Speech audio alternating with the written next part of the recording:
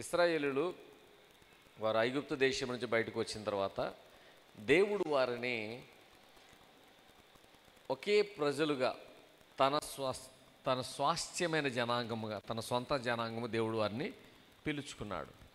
So ఇప్పుడు ఇశ్రాయేల్ మధ్య ఏముందనమాట అంటే వారి దగ్గర ఒక కామన్ పాయింట్ ఉంది. అంటే సహవాసం ఎవరి దగ్గర జరుగుతుంది అంటే, సహవాసము అనేది ఎవరి మధ్య జరుగుతుందంటే ఒక కామన్ ఇంట్రెస్ట్ ఉన్న వాళ్ళ దగ్గర జరుగుతుంది సహవాసం అనేది. ఉదాహరణకు కొంతమంది యవనస్తులకి వాళ్లకు సినిమా పిచ్చి అనుకోండి, వాళ్ళు ఏం చేస్తారన్నమాట, యవనస్తులు కామన్గా కూర్చొని వాళ్ళ సినిమా సోదంతా చెప్పుకుంటూ ఈ హీరో అలా చేశాడు, ఆ హీరో అలా చేశాడు, ఈ సినిమాలో ఉంది, ఆ సినిమాలో ఉందని వాళ్ళ కామన్ ఏంటనమాట, వాళ్ళ మధ్య ఎవరి మధ్య సఖ్యత కుదురుతుందంటే ఈ సినిమా పిచ్చోడికి ఆ సినిమా పిచ్చోడికి కామన్గా వాళ్ళకి సహవాసం కుదురుతుంది. అంటే నిజంగా సహవాసం అనే పదానికి గ్రీకు పదం ఏంటంటే కోయినోయ అనే పదము ఉంది. దాని యొక్క అర్థము తెలుగులో చూడాల్సి వస్తే అది కలిసి పంచుకునుట లేదా భాగస్వామ్యము, ఉమ్మడి భాగస్వామ్యం, ఏదైనా ఉమ్మడిగా కలిగి ఉండడం అనే పదం ఉంది. అంటే సహవాసం అనే పదానికి కోయినోయ కోయి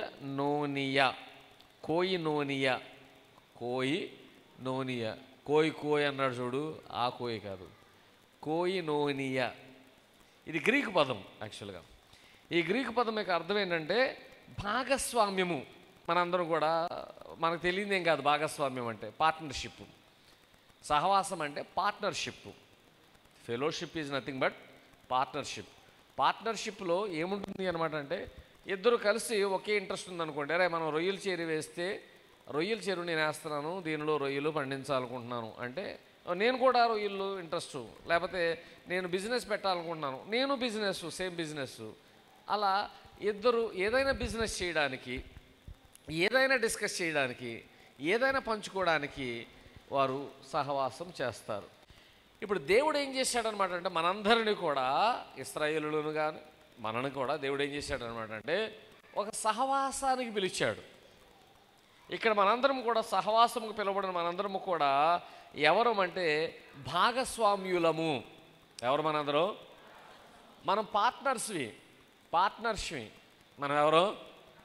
మీ పక్కన ఉన్న పార్ట్నర్కి షేక్ హ్యాండ్ ఇచ్చి ప్రైజ్ లార్డ్ పార్ట్నర్ అని చెప్పండి. భాగస్వాములము. అర్థమైందా? పార్ట్నర్స్ అంటే ఒక మాట చెప్తాను వినండి. పార్ట్నర్స్ అంటే మనందరికీ కూడా ఒక పదం ఉంది. ఎంత ఇచ్చారా చెరువులో వాటాకంటే ఓ పావళ ఇచ్చాడు అంటారు. ఆడితే ఎంతరా? ఆడితో రూపా వాట అంటారా? ఒక అరాట, ఓ పావు ఆట అంటారు కదా. మాట్లాడరు ఏంటండి? నాకు అంటే ఏంటో తప్పు చెప్తున్నావు అన్నట్లుగా చూస్తున్నారు. ఉంటుంది కదా. అంటే పావలా వాట అంటే ఆడు 10,000 పెడితే ఇటు ఎంత పెడతాడు? 2,500 పెడతాడు. అంతేనా? వాడు 1,00,000 పెడితే ఇటు ఎంత పెడతాడు? 25,000 పెడతాడు. అది 10 లక్షలు పెడితే ఎంత పెడతాడు? 2,50,000 పెడతాడు. ఇప్పుడు ఎంత పెట్టినా కానీ, అటు పావలా పెట్టినా కానీ, 10 పైసలు పెట్టినా కానీ వాట, లేదా రూపా పెట్టినా కానీ, ఈ ముగ్గురిని ఏమంటాం మనం? అంతేనా? రూపా పెట్టినోడు పార్ట్నర్ కానీ, రూపా ఉన్నవాడు పార్ట్నర్ కానీ, ఈ పావళ పెట్టినోడు పార్ట్నర్ కాదా? పార్ట్నరే. ఒప్పుకుంటారా? మా పార్ట్నర్ ఉన్నాడంటే మీ పార్ట్నర్ ఎంత పెట్టాడు? పావళ పెడితే పార్ట్నర్ ఏంట్రా అంటారా? అనరు. ఎందుకంటే ఎంతో కొంత వాడు కూడా సేమ్ అదే ఇంట్రెస్ట్తో వచ్చాడు. వాడు నీకు సహకరిస్తున్నాడు. పంచేటప్పుడు పావళ అంటారు కానీ పని చేయించుకునేటప్పుడు పావళ అంటారుగా. పంచేటప్పుడు పావళ అంటారు కానీ పనికి మాత్రం అన్నిటికీ కలిపే తీసుకెళ్ళిపోతారు. ఈ 4 సార్లు పని చేశారే, నాకు రూపా వాటా కాబట్టి నేను 4 సార్లు పని చేస్తాను, 4 రోజులు వెళ్తాను, ఒక్కరోజు వెళ్ళాను అంటారా? అనరు. పావలా వాటా వండు కూడా లాక్కెళ్ళిపోతారు. సరే, ఈ రోజున మనం తెలుసుకోవాల్సింది ఏంటంటే ఇక్కడ దేవుని బిడ్డలమైన మనందరము కూడా దేవుడు మనల్ని ఏం చేశాడనమాట అంటే కోయినోయ అంటే ఒక భాగస్వామ్యమునికి పిలిచాడు. మొదటగా భాగస్వామ్యం ఎవరితో అంటే మనము క్రీస్తుతో భాగస్వామ్యము. అందుకే నేను అక్కడ పెట్టాను యేసయ్యతో భాగస్వామ్యము అని పెట్టాను. మొదటగా మనము యేసయ్యతో భాగస్వాములుగా ఉండుటకు పిలువబడ్డాం. 1 కొరింథీయులు 1వ అధ్యాయం 9వ వచనములో దేవుడు మనలను తన కుమారుడైన యేసుక్రీస్తు యొక్క సహవాసమునకు మిమ్మలను పిలిచి ఉన్నాడనే వాక్యము మనం అక్కడ చదువుతాం. మన ప్రభు అయిన యేసుక్రీస్తు తన కుమారుడైన యేసుక్రీస్తు సహవాసమునకు మిమ్మల్ని పిలిచిన దేవుడు నమ్మదగినాడు. ఇప్పుడు మనం ఎవరితో పార్ట్నర్స్మి? మనం యేసయ్యతో పార్ట్నర్స్మి. హల్లెలూయా. ఇందాక నేను పావలవాడ చెప్పాను, గుర్తుపెట్టుకోండి. యేసయ్య రూపావాటాదారుడు. హల్లెలూయా. యేసయ్య దగ్గర అపారమైన ధనం ఉన్నది, ఆయన దగ్గర అపారమైన గుణం ఉన్నది, ఆయన దగ్గర అపారమైన అనుభవం ఉన్నది, ఆయన దగ్గర అపారమైన శక్తి ఉన్నది. హల్లెలూయా. ఆయన ఏం చేశాడు మనలనంటే, తండ్రి మనలను కుమారుడు యొక్క సహవాసమునికి పిలిచాడు. నువ్వెంత అర్హుడువు, ఎంత అనర్హుడువు, నువ్వు ఎంత చేయగలవు, ఎంత చేయలేదని కాదు, కానీ మనము కుమారుడి యొక్క సహవాసం పిలిచాడు. ఇప్పుడు సహవాసంలో ఏం జరుగుతుంది అన్నమాట అంటే, సహవాసములో ఇచ్చిపుచ్చుకోవడం ఉంటుంది, సహవాసములో అనుభవాలు పంచుకోవడం ఉంటుంది, సహవాసములో సహకరించుకోవడం ఉంటుంది. భాగస్వామ్యం కదా, పార్ట్నర్షిప్. భాగస్వామ్యములో ఏం చేస్తారు? వారు కలిసి ఏదైనా వారు కలిగి ఉన్నది ఉమ్మడిగా ఉమ్మడిగా కలిగి ఉంటారు. వాళ్ళు అంటే ఉమ్మడిగా కలిగి ఉంటారు. ఈ మాట చాలా జాగ్రత్తగా వినండి. మనం యేసయ్య సహవాసముకు పిలవబడి ఉన్న వారము. మనం ఉమ్మడిగా యేసయ్యతో కలిసి ఉమ్మడిగా ఏదైతే ఉందో అదంతా మనం కలిగి ఉన్నాము. ఉమ్మడిగా ఏముంది యేసయ్యకి మనకి అంటే, రోమిలికి రాసిన పత్రిక 8వ అధ్యాయం తెలియజేస్తాడు, మనము క్రీస్తుతో పాటు కూడా మనము వారసులము. హల్లెలూయా. ఎవరు మనం? యేసయ్యతో పాటు మనము వారసులము అని పిలుస్తున్నాడు. అంటే యేసయ్య ఏమైతే కలిగి ఉన్నాడో దానంతటిలో కూడా మనకు భాగస్వామ్యము ఉన్నది. యేసయ్య ఏం కలిగి ఉన్నాడో అదంతా భాగస్వామ్యం ఉన్నది. యేసయ్య ఆస్తిపాస్తులు కలిగి ఉన్నాడా? అందులో భాగస్వామ్యము నీకు ఉన్నది. యేసయ్య గుణగణాలను కలిగి ఉన్నాడా? ఆ గుణగణాలలో కూడా నీకు భాగస్వామ్యము ఉన్నది. యేసయ్య సిలువ పైన విజయము సాధించారా? ఆ విజయంలో నీకు భాగస్వామ్యం ఉన్నది. యేసయ్య మరణం పైన విజయం సాధించారా?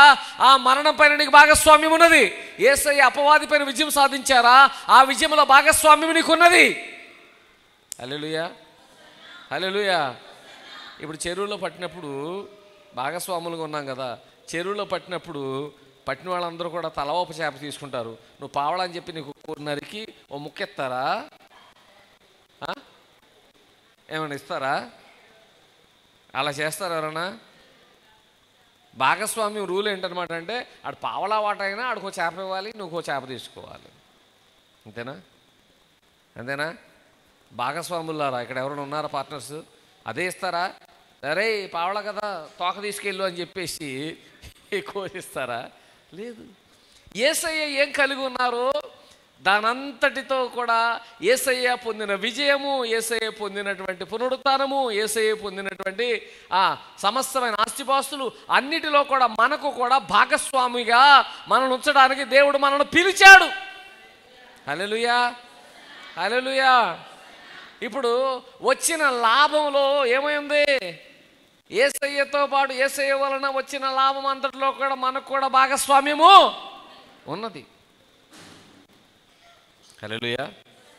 సో యేసయ్యతో భాగస్వాములుగా మనల్ని చేసి మనల్ని దేవుడు ఆశీర్వదిస్తున్నాడు. హల్లెలూయా. హల్లెలూయా. కాబట్టి తన కుమారుడితో సహవాసమునకు పిలిచాడు దేవుడు మనలను భాగస్వాములుగా. మనం పంచుకోవడానికి పెద్దగా మన దగ్గర ఏమీ లేదు. మనం పంచుకోవడానికి ఏముంది? పెద్దగా ఏమీ లేదు. మన హృదయాన్ని ఆయనకి ఇస్తున్నాం, మన జీవితాన్ని ఆయనకి ఇస్తున్నాం. కొంతమంది అంటారు కదా, పెట్టుబడి పెట్టడం మా దగ్గర ఏమి లేదండి, మీ దగ్గర పని చేస్తాము, మీరు చెప్పినట్టు మేము వింటాం, మాకు ఎంతో కొంత వాటా ఇవ్వండి, జీతం వద్దులేండి అని చెప్తే అప్పుడు ఏం చేస్తారు? మన దగ్గర వాళ్ళు పెట్టుకుని పనులు వాడుకుని ఆ విధంగా చివరికి లాభం వస్తే మనకు పంచి ఇస్తారు. హల్లెలూయా. మన ప్రభువు కూడా మన నుంచి ఏమీ కూడా ఆశించాల. ఆయన ఆశించింది అలా ఏంటనమాట అంటే, నీ యొక్క విధేయతను ఆయన ఆశించాడు, నీ విశ్వాసమును ఆయన ఆశించాడు. విశ్వాసమును మార్పు, నీ విధేయతలో నీవు భాగస్వామిగా ఆయనకు ఉన్నట్లయితే, నీ విధేయతను నీ విశ్వాసమును ఇచ్చినట్లయితే, దేవుడు ప్రభుని యేసుక్రీస్తు ద్వారా శ్రీమంతుడైన యేసుక్రీస్తులు నీకు కూడా భాగస్వామ్యము ఉన్నది. హల్లెలూయా. ఈ కాన్సెప్ట్ ఎంతమందికి అర్థమైంది? భాగస్వామ్యము, సహవాసం అంటే భాగస్వామ్యము, కలిసి వారు ఉమ్మడిగా కలిగి ఉండడం అనే అర్థం ఉన్నది. ఉమ్మడిగా నువ్వేం కలిగి ఉంటున్నావు అంటే యేసయ్య ఏది కలిగి ఉంటే అది నువ్వు కలిగి ఉంటున్నావు. ఎంత ఉంది ఆయన దగ్గర? ఎంత ఉన్నా అది కూడా అందులో కూడా నీకు వాటా ఉన్నది. హల్లెలూయా. అందుకే యేసుక్రీస్తు తాను మరణించి తిరిగి లేచిన తర్వాత ఏమంటాడంటే, పరలోకమందును భూమి మీద ఒక సర్వాధికారము ఇవ్వబడి ఉన్నది, కాబట్టి నా నామమున వెళ్ళండి అన్నాడు. హల్లెలూయా, హల్లెలూయా. ఎవరైనా వచ్చి అపవాది వచ్చి ఏయ్ ఏంటో నీకు అధికారం అంటే, మై పార్ట్నర్. ఎవరు? మై పార్ట్నర్, నా భాగస్వామి యేసయ్య నాకు అధికారములో వాటా ఇచ్చాడు. ఆయన పొందిన అధికారంలో నాకు వాటా ఇచ్చాడు. కాబట్టి నువ్వు ఎప్పుడైనా యేసు నామములో అని అపవాదిని గద్దిస్తున్నప్పుడు నువ్వు గ్రహించు, యేసయ్య యొక్క అధికారములో నీకు వాటా ఉన్నది. యేసయ్య కలిగిన అధికారంలో వాటా ఉన్నది. యేసయ్య కలిగిన పునరుత్థానంలో వాటా ఉన్నది. యేసయ్య పొందిన ఆశీర్వాదములన్నిటిలో వాటా ఉన్నది. యేసయ్య పొందిన విజయములో వాటా ఉన్నది. యేసయ్య కలిగేటువంటి ఆ యొక్క పరలోక భాగ్యములో వాటా ఉన్నది. కాబట్టి అపవాది నీకు ఒకవేళ చెప్తున్నట్లయితే, నీవు రాంగు. యేసయ్య నాకు ఆల్రెడీ ఆయన పార్ట్నర్, నేను ఏంటైనా ఆయన పార్ట్నర్, ఆయన భాగస్వామిని నేను. ఈ మాట ఎంతమందికి అర్థమవుతుంది? ఇప్పుడు ఒకరికొకరు పార్ట్నర్ ఇచ్చుకున్నారు కదా, ఇప్పుడు గర్వంగా చెప్పండి, నేను యేసయ్యతో పార్ట్నర్ అని చెప్పుకోండి. ఎవరితో? యేసయ్యతో నేను పార్ట్నర్షిప్. ఆయనతో పాటు మాది అయింది సిండికేట్. యేసయ్యది మాది ఏంటి? సిండికేట్. హల్లెలూయా. మనం ఎవరితో? యేసయ్యతో సిండికేట్. సిండికేట్ మీద అనుభవం ఎవరికైనా తెలుసా? తెలుసుగా, ఇక్కడ ఉన్న వాళ్ళందరికీ సిండికేట్ అంటే ఏంటి తెలుసు కదా. యేసయ్యతో మనం సిండికేట్. హల్లెలూయా. కాబట్టి యేసయ్య మనల్ని ఏం చేశాడు? డీలర్గా పెట్టుకున్నాడు అనమాట. హల్లెలూయా. మన మేనేజర్గా పెట్టుకున్నాడు ఆయన. ఆయన యొక్క సిండికేట్కి మనల్ని మేనేజర్గా పెట్టుకున్నాడు. హల్లెలూయా. దేవుడు మనలను ఎంతగా నమ్ముతున్నాడో చూడండి, ఎంతగా మనకు అవకాశం ఇస్తున్నాడు చూడండి. ఏమాత్రం యోగ్యత లేకపోయినను, ఏమాత్రం అర్హత లేకపోయినను, ఏమాత్రం దమిడి ఆదాయం లేకపోయినను, ఏమాత్రం మనలో చెప్పుకోవడానికి ఏ యోగ్యత లేకపోయినను, యేసయ్య మనలను ఆయన తన యొక్క పార్ట్నర్స్గా తండ్రి మనకు యేసయ్యతో జాయిన్ చేశాడు. ఇప్పుడు మనందరం కూడా ఏం చేస్తున్నాము?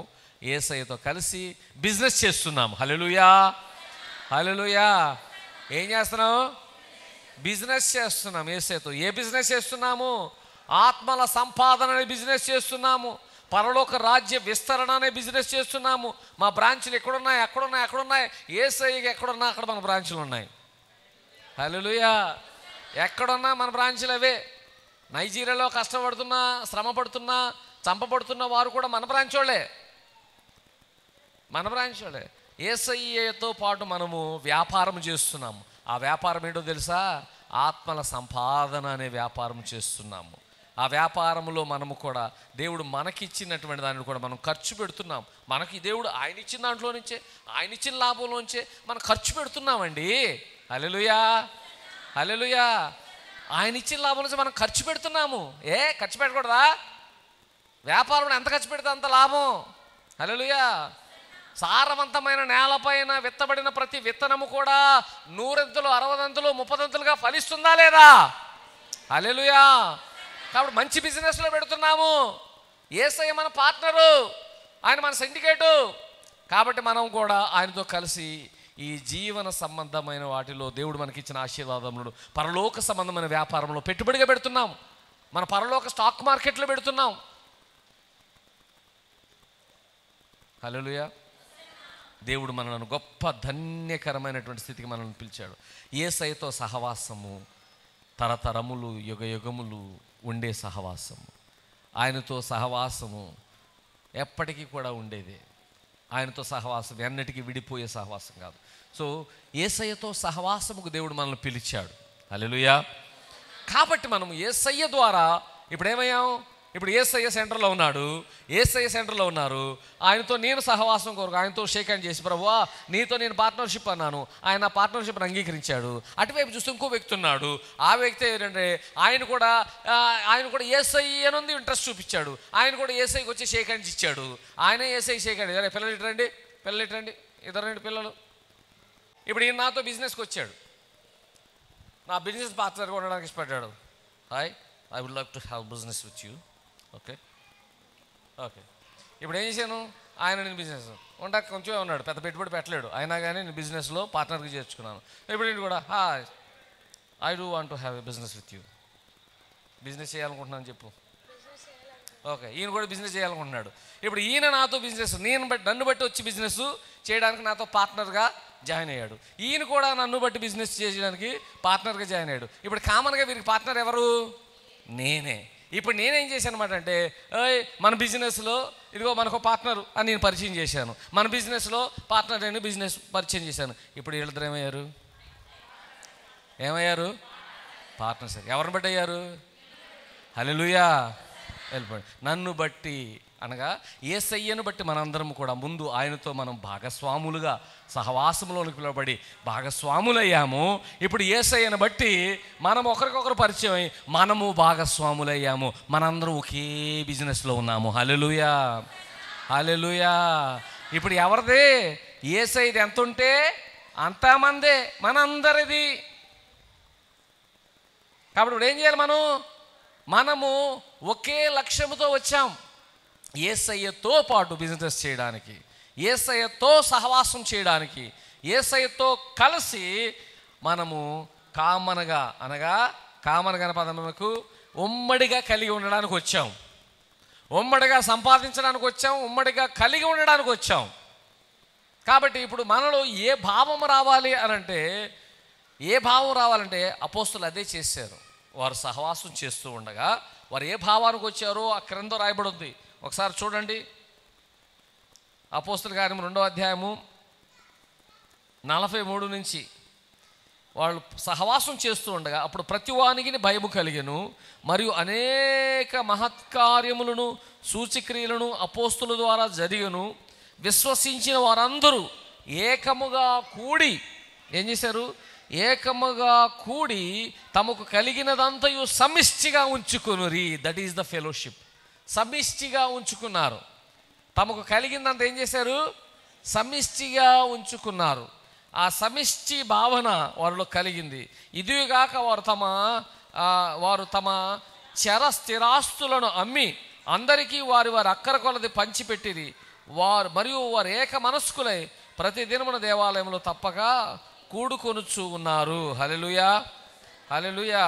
ఇప్పుడు 4వ అధ్యాయంలో మనం చూసినట్లయితే 32వ వచనంలో విశ్వసించిన వారందరూ ఏక హృదయమును ఏక ఆత్మయు గలవారై ఉండిరి.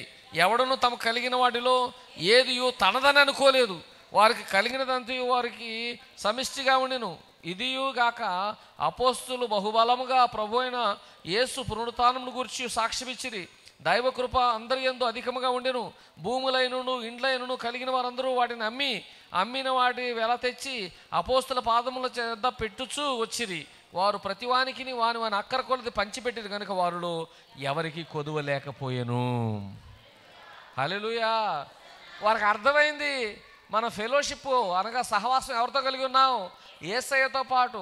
యేసయ్య ద్వారా ఇప్పుడు మనము ప్రతి ఒక్కరూ యేసయ్యతో సహవాసం కలిగి ఉన్నాం.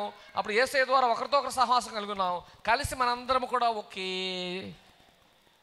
కలిసి మనము ఉమ్మడిగా ఉంచుకోవడానికి భాగస్వాములుగా ఉండడానికి పిలువబడి ఉన్నాము. మనందరం కూడా ఈ యొక్క దేవుని యొక్క వ్యాపారములో ఉన్నాము. హల్లెలూయా. దేవుని యొక్క రాజ్య వ్యాపారములో ఉన్నామని వాళ్ళు గ్రహించి వారు కలిసి జీవించడం ప్రారంభించారు. వారి ఆలోచనలు కలిశాయి, వారి ఐడియాలజీ, వారి ఆలోచనలు కలిశాయి, వారి యొక్క మనస్సులు కలిశాయి. అందుకే వారి మధ్య గొప్ప అద్భుతాలు జరిగాయి. అపవాది వారి మధ్య ఉండలేడు. ఎక్కడైతే మనుషులు సహవాసం కలిగి సహోదర భావం కలిగి ఉంటారో వారి మధ్య అపవాది ఉండలేడు. సరే, ఇప్పుడు మనము యేసయ్యతో సహవాసం దగ్గర నుంచి అంటే యేసయ్య ఏం చేస్తున్నారు? మనకి ఏం కావాలో అదంతా ఆయన పెట్టుబడి పెడుతున్నాడు. మనము వ్యాపారము ఆయనతో కలిసి చేయాలంటే ఇప్పుడు సమిష్టిగా ఆయనతో కలిసి వ్యాపారం చేస్తున్నాము. అప్పుడు ఏం జరుగుద్ది అంటే, అరే పలానా ఏలూరు వెళ్ళి పలానా సరుకులు పట్టరా అని చెప్పారు అనుకోండి, ఎక్కడి నుంచి తీయాలి డబ్బులు? ఎక్కడి నుంచి తీయాలి? ఎక్కడి నుంచి తేవాలి? సమిష్టిగా ఉన్న దాంట్లోంచే తీయాలి. సమిష్టిగా ఉన్న దాంట్లో, ఆ సమిష్టిలోంచి ఎవరిస్తున్నారు? యేసయ్య ఇస్తున్నాడు. వారి అక్కర కొలది యేసయ్య వారికి ఇస్తున్నాడు. మనకేమిచ్చాడు? అంటే సమిష్టిగా మనం పని చేయడం కొరకు కొందరికి ప్రవచన వరము, కొందరికి అద్భుతములు చేయవరము, కొందరికి స్వస్థతా వరములు, కొందరికి ఈ వరము, కొందరికి ఆ వరం ఇచ్చి సమిష్టిగా ఆయన యొక్క పనిని చేయడం కొరకు తలా ఒక పని మన ప్రధానమైన పార్ట్నర్ యేసయ్య మనకి ఇచ్చుచూ ఉన్నాడు. హల్లెలూయా. కాబట్టి ఏం చేయాలి? మనం అందరం కలిసి నీకు ఏ వరం ఉన్నా, నాకు ఏ వరం ఉన్నా, మనందరికీ ఏమన్నా అదంతా కూడా ఒకే పని కొరకు మనం చేస్తున్నాము. ఒకే పని కొరకు చేస్తున్నాము.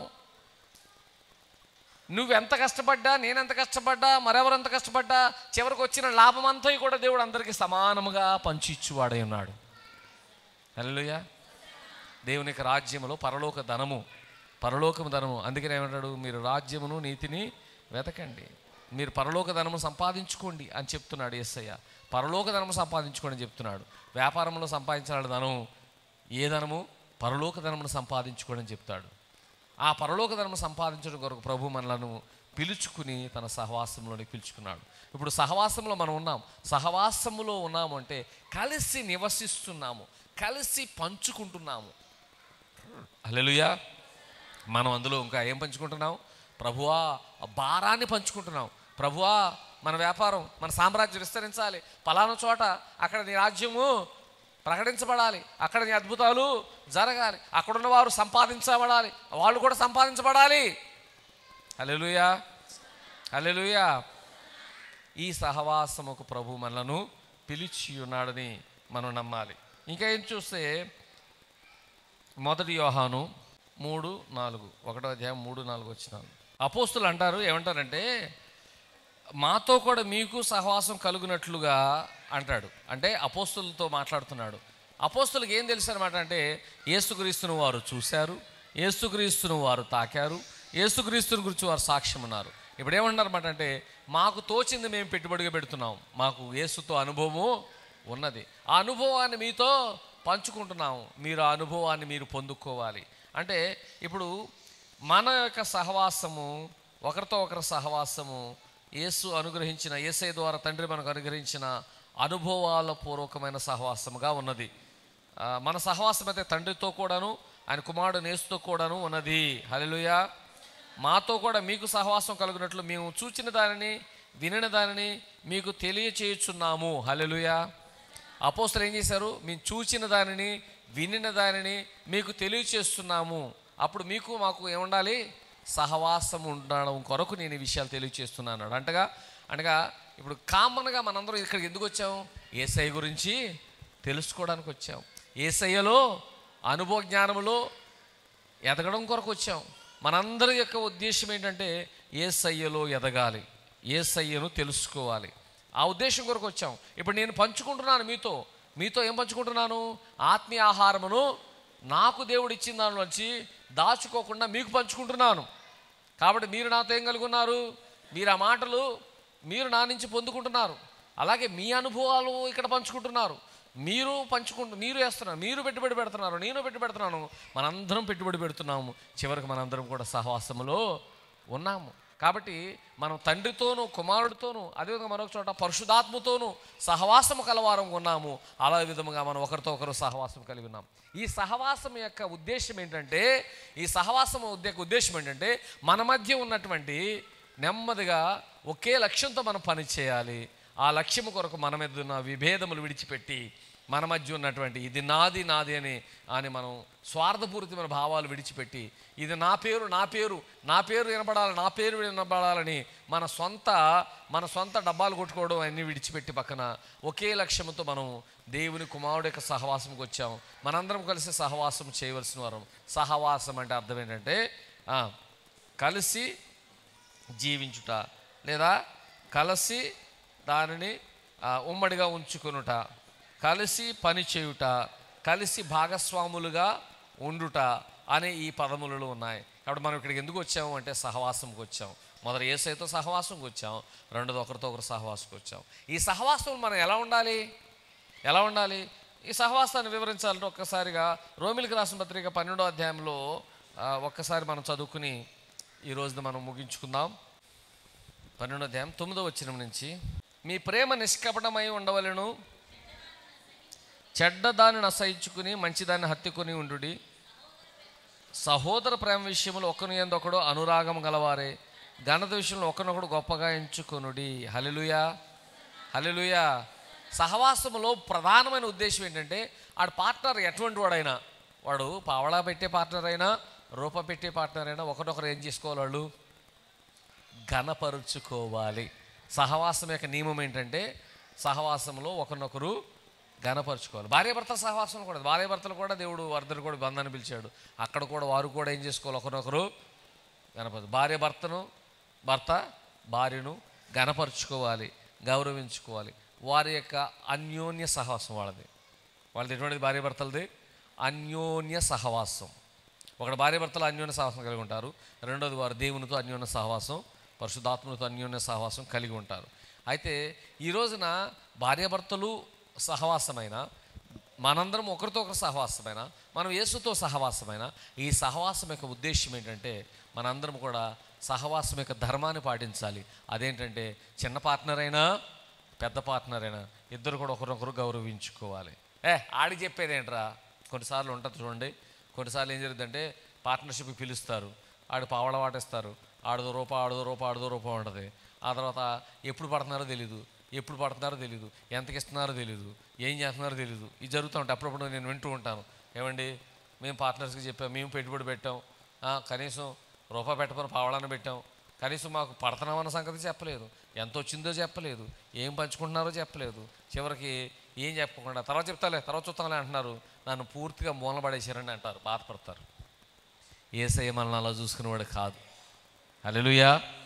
యేసయ్య మనల్ని ఎప్పుడూ అలా చూసుకునేవాడు కాదు. ఆయన మనల్ని సమానముగా గౌరవిస్తున్నాడు. ఆయన మనందరినీ ఒకేలా గౌరవిస్తున్నాడు. కాబట్టి మనము కూడా ఈ సహవాసంలో ఒకరి పట్ల ఒకరికి కూడా అట్టి గౌరవం ఉండాలి అని చెప్తున్నాడు. హల్లెలూయా.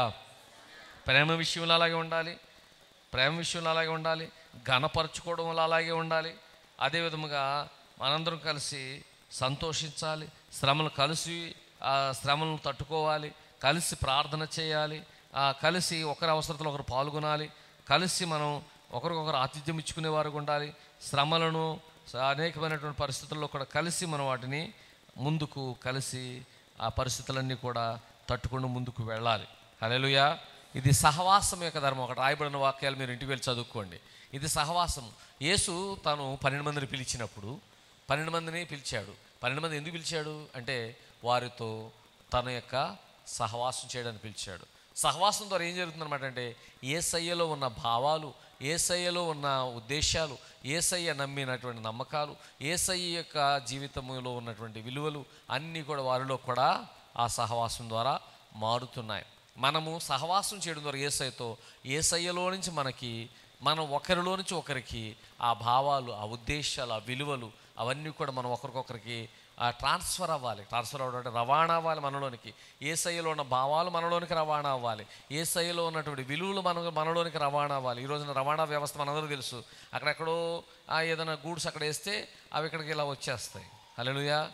యేసయ్య ఉద్దేశాలు, యేసయ్య భావాలు, యేసయ్య ఆశీర్వాదాలు మనలోనికి రవాణా అవ్వాలి, మన ద్వారా రవాణా అవ్వాలి. మనం అందరం కూడా ఒకరినొకరు ఏం చేయాలి, కలిసి ఒకరినొకరు ఘనపరుచుకోవాలి. కాబట్టి ఇవన్నీ కూడా మనం యేసు దగ్గరకు వచ్చినప్పుడు ఈ సహవాసం యొక్క విలువలు మనం నేర్చుకోవాలి. సహవాసంలో ఏంటంటే 4వది అతి ముఖ్యమైనది అన్యునితో అని ఉన్నది. 106వ కీర్తన 35 అన్యజనులతో సహవాసం చేసి వారి క్రియలు నేర్చుకునిది.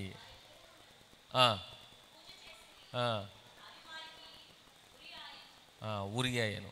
ఇక్కడ సహవాసం, ఏ సహవాసం మంచిది? సహవాసం చాలా ఇంపార్టెంట్ అండి. మనం చేసే సహవాసాలు చాలా ఇంపార్టెంట్.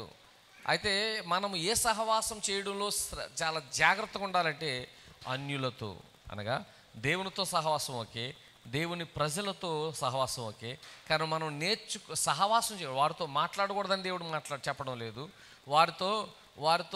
వారితో ఏదైనాను చేసుకోకూడదని చెప్పడం లేదు. వారికి మీ అవసరతలు ఉంటే వారి దగ్గర తీర్చుకోకూడదని, వారి అవసరతలు ఉంటే మీరు తీర్చుకోకూడదని చెప్పడం లేదు.